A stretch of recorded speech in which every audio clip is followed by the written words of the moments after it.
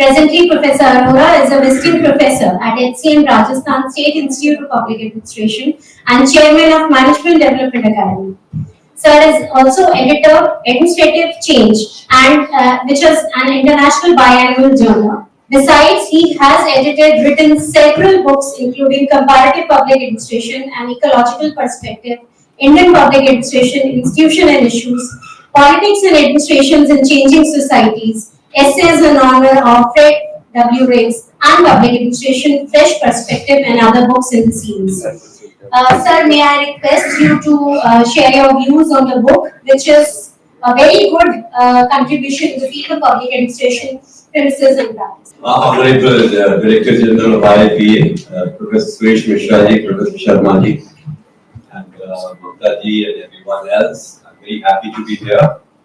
When there is an anthology, that is a collection of various articles, it's very difficult to focus on the basic theme. But the theme of the book is that there is theory of public administration, conceptualization, and there is practice. Mainly books on the applied aspects of public administration have been very, very popular, especially autobiographies of administrators, and books on communication skills, books on motivation, leadership, team building, and others. But unfortunately, there has not been much of an attempt made in this country to juxtapose the theoretical foundations of public administration with the application and the applied aspects of administration. I have, in this particular book, there are 14 articles, 7 written by administrators and 7 by academicians. Very difficult for me to summarize every article, there is no need, but I will be focusing on a couple of 2 basic themes: leadership and ethics, and a bit of communication. When we talk about leadership, the first article of this book is by Mr. L.P. Singh, ICS, former Home Secretary and Governor of Assam. We used to organize one lecture at D. Mehta Memorial Lecture. Mr. D. Mehta was Chief Secretary of Assam for 8.5 years. So he came and delivered that lecture at our invitation. It's a remarkable article. There is no book in India on administrative leadership as such. A lot of books you find on war and military leadership and business tycoons, but there is no book so far on administrative leadership per se. There is one article which ought to be expanded by people like Suresh here, which will be really marvelous. Is there a difference between administrative leadership and non-administrative leadership? Perhaps none. The qualities of leadership are needed in all the dimensions of life, whether it is military, whether it is defense forces, other aspects, production, business, teaching, medical, or any other area. There are 3 aspects of leadership. Every person should have 3 qualities. These 3 qualities are A, B, and C. A relates to ability. Ability means competence, capacity, leading to planning, organizing, human resource management, supervision, monitoring, direction, going deeper into the measures, trying to monitor things in such a manner that mistakes don't really get repeated, foresight, imagination, vision, and building a paradigm for future. Mr. L.P. Singh says that in this particular dimension, the significant aspects are foresight and imagination, which we have, for example, for Viksit Bharat and all. But are we really having foresight in administration?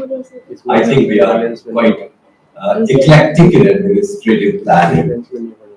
In this very institute, on 23rd of October 1964, when Mr. Lal Bahadur Shastri came as the chairperson to address the gathering here, he said that why is it so the best of administrators want cozy jobs in the secretariat? Why is it so that district collectors are having overall a tenure of 8 months and 10 months? They should be given a tenure of 3 to 4 years. Only then they become experts in the area of administration, they understand their district very well and make decisions. So my other submission is you cannot really have a foresight and imagination if you are changing people from time to time. Every IAS officer normally has about 30 positions in his career of 35 years. Maybe little less, of course. Some of them are very lucky to have long tenures. Others are not. Government of India has long tenures. State governments don't have long tenures, except for example, states like Maharashtra and Tamil Nadu. And then it's very significant that an administrator should have deep insight into the administrative mechanism, deep insight to subject which he is able to administer. That is, this superficial knowledge about subjects that one is going to administer is certainly not appropriate for making very important decisions in administration. LP Singh says that what we need is people who will have courage of conviction and capability to convert that courage into results. Something new, innovation, administrative innovation requires courage. Second type of qualities for any administrator relate to B. B is behavior. Very interesting fact I would like to tell you. There were 20 reports of Administrative Reforms Commission of India from 1966 to 1970 on different aspects of administration. Not a single one was on behavior. In fact, there was no report which mentioned the word behavior. May I request some of you are watching mobile phones, please do that. I won't waste your time. Finishing in 10 minutes. There is no mention of behavior in any of the 20 reports. In the second Administrative Reforms Commission, there is a mention of behavior. But the words like empathy, sympathy, consideration, help, faith, support, motivation, encouragement, inspiration, you don't find in administrative literature. In Viksit Bharat also, because not a single article, this big book, not a single article on behavior. And basically people want behavior from you. Because routinized administration, rule bound, law bound, it is so general that anybody who occupies a particular position is able to make decisions and implement them. Not difficult. But a person who is humanistic, universalistic, compassionate, kind, and who really has concern for the people, that type of spirit we don't have in this country as far as our literature is concerned. People are kind, administrators are very good. But then why doesn't this particular aspect of administration behavior come into the limelight in the literature or in the writings of administration? It's very surprising.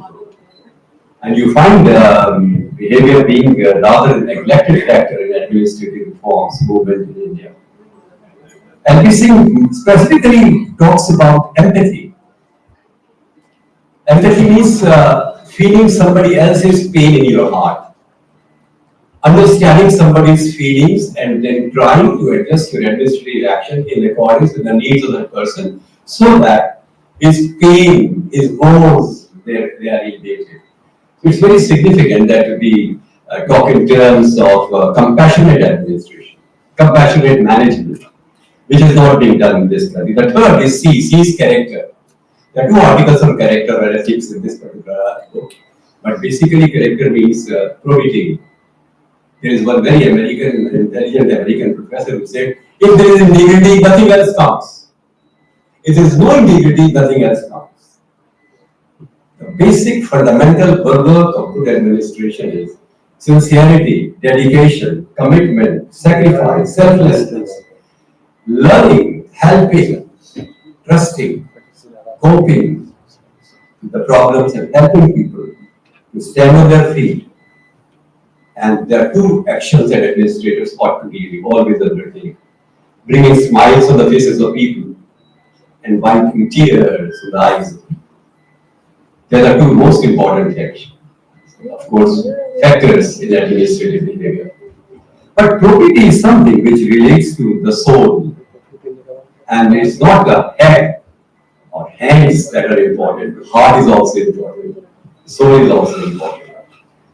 There is an article by Sunil Shastri, the son of Mr. Lal Bahadur Shastri, and he has talked about the leadership skills of Lal Bahadur Shastri, which have been very well expatiated today. I won't do that, but I would like to talk about probity. There are two articles, one by Mr. Vinod Rai, former CAG of India, and another I have written, ethical concerns in public administration.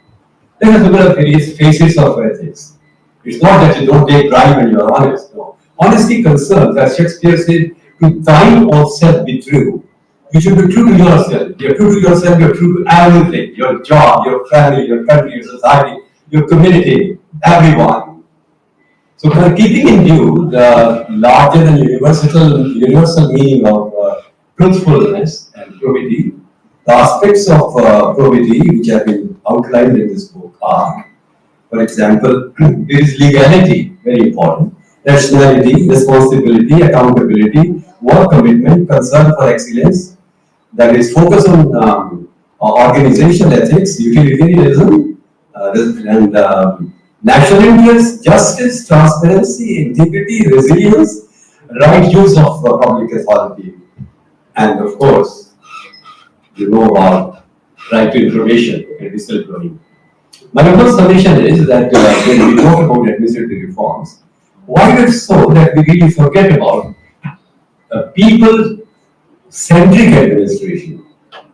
Why do we think in terms of psychology of the people and relate it to administration? We have not done that in this country. Despite the fact we talk a lot about democratic administration, decentralization, people-centered, people-oriented administration. But I tell you one thing, it is basically rules, results, and everything coming in terms of figures, which is important. My under submission is this book, which has 14 articles. I think you will find them relevant. And the last thing I would like to mention is about communication. See, what is happening in communication is that communication with the seniors is not a problem. After all, how can you really go against the wishes of your senior? But a person is really tested, as Lincoln said, when he is talking to his juniors and those people who cannot harm him or help him. How good you are to people who are absolutely innocuous, who are really anonymous, who are really not even countable. So there is very important point that behavior of administration expressed through communication skills ought to have some most important point, which is not reflected in administrative literature, is how to praise and how to criticize. My observation is that if you really want a person who will feel good about himself and you will praise that person, I think you are doing a great service, not only to the nation, but to the motivational excellence of the person. Not only you should be self-motivated, not only you should have self-confidence and self-esteem, but are you able to inculcate these virtues into the people with whom you are interacting? If everybody is mechanized in your relationships and routinized, there is no fun in administration. Let us make administrative system humane, not just human, humane, humanistic, compassionate, as I said. From that point of view, I will just end my presentation with a little bit of request to all of the persons sitting here. Please focus on praising people. Praise and criticism both are important in administration, in human life, in family, organization, friendship, everything. Let's have a few principles. Whenever you are in doubt whether to praise or not to praise a person, please praise. It relates to wife, husband, mother, father, sister, daughter, son, subordinate, student, employee, anyone, even boss. Whenever you are in doubt whether to criticize or not to criticize a person, please don't. If you are in doubt about praising, please do. Number two, praise as often as you can. Criticize as rarely as you can. Praise is like a meal, food, ought to be given regularly. And medicine that is, criticism is like a medicine to be used very rarely. Praise from your heart, sincere. Criticize from your mind, rationally thinking as to what is going to be the possible impact of your criticism on the person who is receiving it. You don't harm anyone. They are not in administration to hurt people, but to help them, to motivate them, to inspire them, to make them better, to feel good about themselves. Number three, praise loudly, criticize softly. Number four, praise in the presence of others, criticize when the person is alone. Don't have long praise. Half a minute of praise is okay, and half a minute of criticism is okay. Body language also should be seen. I've seen people in administration who are saluted by their chaprasis and babus, and they don't even respond. It is their right to receive that salutation and respect from others. It was Abraham Lincoln who once was traveling in a buggy, horse-drawn carriage, and he saw a man, common man, the president of USA passing through at a horse, and a common man bowed before Mr. Lincoln once and twice and thrice. Mr. Lincoln asked the coach to stop the buggy and came down, went to that man face to face and bowed down once, twice, and thrice, and 4 times. Secretary said, "Sir, you are the president of USA and he is a common man. There was no need for you to bow down so many times before him." He said, "Should I be defeated in decency by a common man?" Let's have that spirit. Thank you very much.